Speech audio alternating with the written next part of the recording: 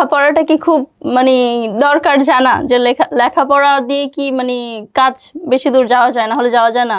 পরিমণি আপুকে দেখো, আচ্ছা সেও তো, মানুষ আমাকে বলে, ইন্ডাস্ট্রির বেশিরভাগ মানুষই বলে যে আমি নাকি 2য় নাম্বার পরিমণি হতে যাচ্ছি। আচ্ছা তাই? কমেন্ট বক্সে বলে, তুমি চাইলে এখন দেখাতে পারি যে পরিমণি 2, পরিমণি।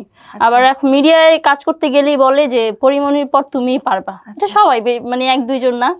তো ওইভাবেই হচ্ছে নিজেকে প্রস্তুত করছি। আচ্ছা লেখাপড়া কিছুই না, তুমি দেখো যারা লেখাপড়া করতেছে তারা কিন্তু মাসে কত টাকা বেতন পাচ্ছে, তুমি তাদেরকে গিয়ে জিজ্ঞেস করো। আর যারা নাকি মূর্খ